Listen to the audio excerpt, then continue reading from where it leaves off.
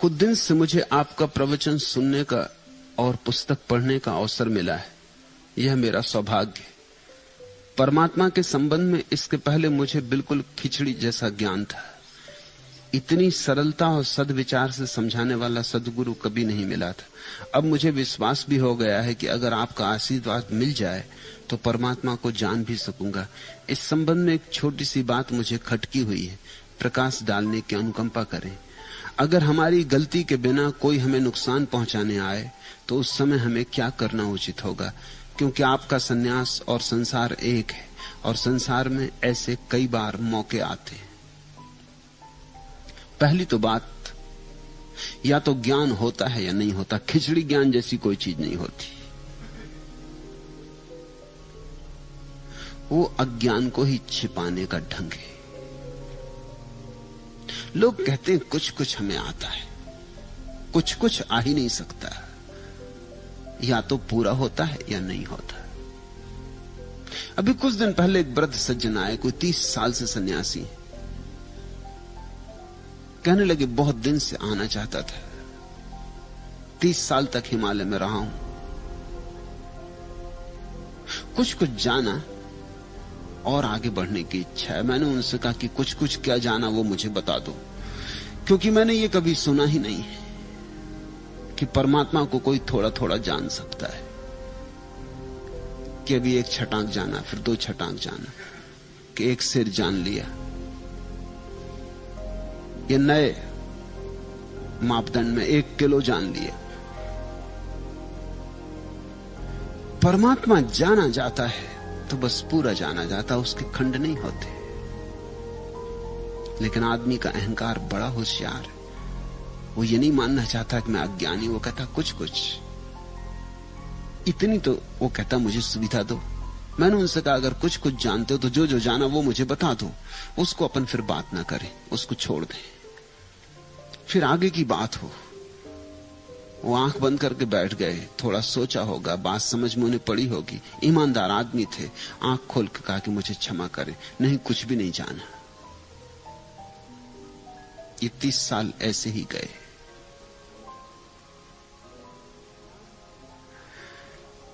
ज्ञान की यात्रा में पहला कदम यही है कि तुम ठीक से समझ लो कि तुम्हें पता है या नहीं। अगर पता नहीं है तो इस बात को गहरे उतर जाने दो कि मुझे पता नहीं है।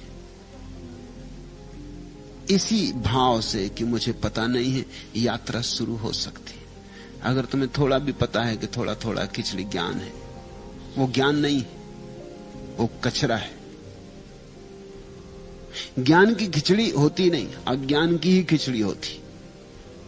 खिचड़ी यानी अज्ञान, उसको ज्ञान कहो ही मत, नहीं तो तुम उसको बचा के रख लोगे।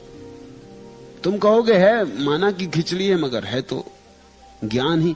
छांट लेंगे, गेहूं गेहूं अलग कर लेंगे, दाल दाल अलग कर देंगे, छांटा जा सकता है। नहीं, ज्ञान है ही नहीं। ज्ञान और खिचड़ी, ज्ञान के क्षण में तो सारे द्वंद्व, सारी अनेकता, सारे विचार सब समाप्त हो जाते। न दाल बचती न गेहूं। खिचड़ी बनाओगे किसकी? 2 ही नहीं बचते, मिलाओगे किसको? अच्छा हुआ इतना भी समझ में आया कि खिचड़ी ज्ञान है, ये भी अच्छा हुआ। चलो कुछ तो हुआ। अब एक कदम और आगे उठाओ कि खिचड़ी ज्ञान ज्ञान नहीं। नहीं तो खतरा है। मैं तुमसे जो कह रहा हूं ये तुम्हारी खिचड़ी में पड़ेगा और ये भी खराब हो जाएगा, तुम्हारी खिचड़ी जीत जाएगी। सदा ध्यान रखना कि श्रेष्ठ में एक तरह की नाजुकता होती। अगर पत्थर और फूल को टकरा दोगे तो फूल मर जाएगा, पत्थर नहीं मरेगा। और पत्थर निकृष्ट है और फूल श्रेष्ठ है। श्रेष्ठ में एक नाजुकता होती, निकृष्ट में नाजुकता नहीं होती, कठोरता होती। इसलिए अपने पात्र को इस खिचड़ी से खाली कर लो। तुम कहते हो ज्ञान की खिचड़ी, मैं कहता हूं अज्ञान की खिचड़ी, मगर इस खिचड़ी से अपने पात्र को खाली कर लो, ताकि मैं तुम्हारे पात्र में जो डालना चाहता हूं वो तुम्हारी खिचड़ी में संयुक्त न हो जाए। नहीं तो वह भी विकृत हो जाएगा, उस पे भी रंग चढ़ जाएगा तुम्हारा, उसको भी तुम अपनी भाषा में ढाल लोगे, अपने विचार के अनुकूल बना लोगे, उसको तुम अपने वस्त्र पहना दोगे और उसका सारा रूप खो जाएगा, उसका सारा सौंदर्य नष्ट हो जाएगा।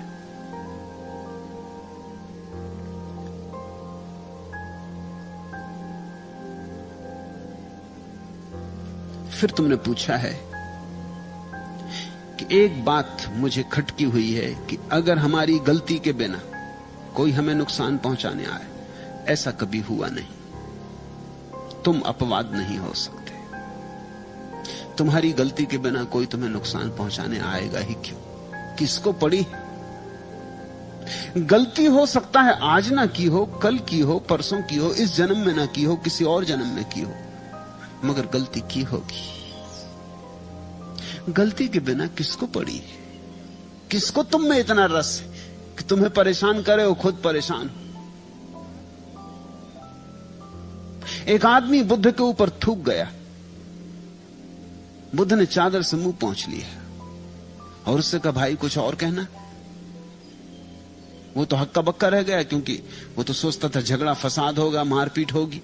वो तो तैयारी करके आया था, गुंडों को बाहर बिठा के आया था कि अगर मामला बिगड़ जाए तो बुला लूंगा। मगर बुद्ध ने कहा, भाई कुछ और कहना? उसने कहा, और तो कुछ नहीं कहना। तो बुद्ध ने कहा कि नमस्कार। बुद्ध के शिष्य आनंद ने कहा कि ये बात क्या है, आपने कुछ कहा नहीं। बुद्ध ने कहा कि मैं इसकी राह देखता था, इसका कभी अपमान किया है किसी जन्म में, राह देखता था, अगर इसका मिलन न हो पाए तो फिर मुझे आना पड़ेगा। आज ये आ गया अपने आप, हिसाब किताब पूरा हो गया।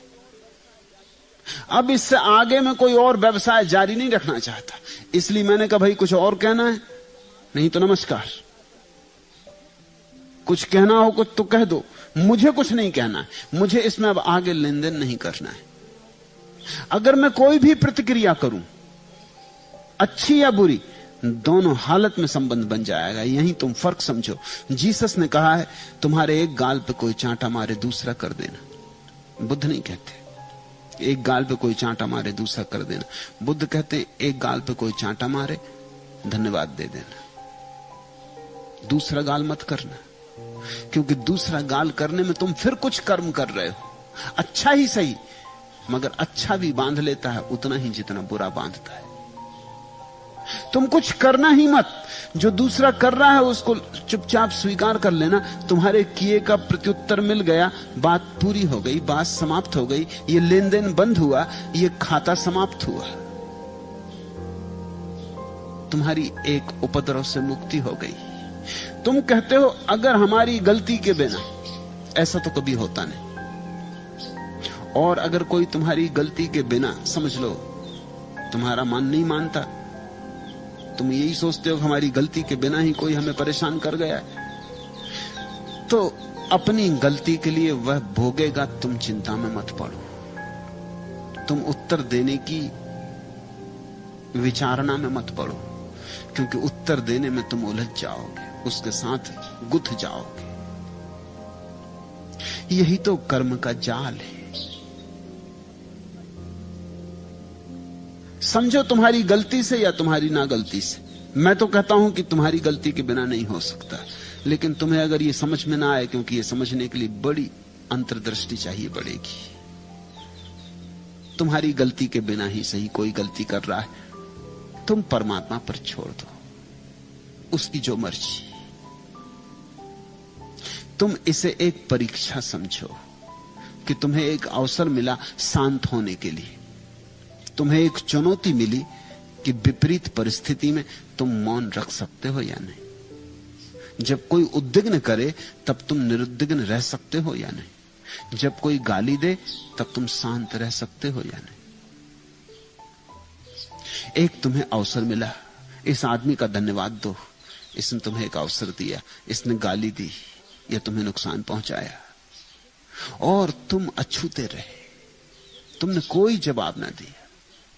जैसे कुछ हुआ ही नहीं। तुम्हारी चेतना ऐसी रही जैसे कुछ हुआ ही नहीं, जैसा ये आदमी आया ही नहीं, इसने गाली दी ही नहीं, जैसे एक सपने में हुआ, या तुमने एक फिल्म में देखा, या एक कहानी पढ़ी, मगर तुमसे कुछ भी हुआ नहीं। तुम दूर ही रहे, तुम साक्षी रहे। यह साक्षी भाव ही मुक्ति का सूत्र है। फिर तुम्हारी गलती से हुआ या न गलती से हुआ, कुछ लेना देना नहीं। दोनों हालत में एक ही काम करना है, साक्षी रहना है। अगर हमारी गलती के बिना कोई हमें नुकसान पहुंचाने आए तो उस समय हमें क्या करना उचित होगा?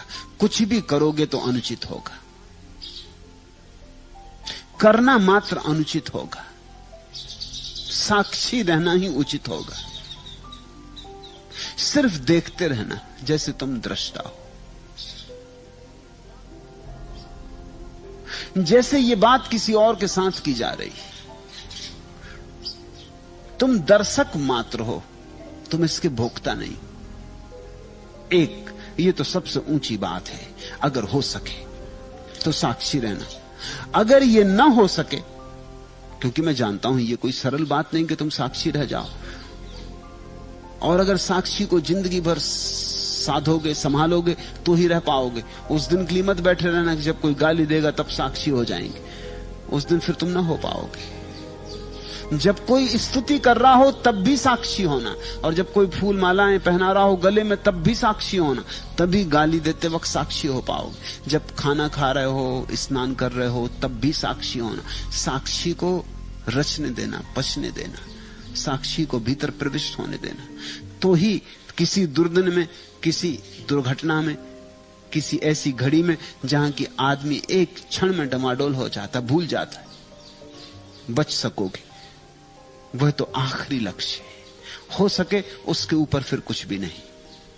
अगर ये ना हो सके तो नंबर 2 की बात, नंबर 2 से मुक्त होना है।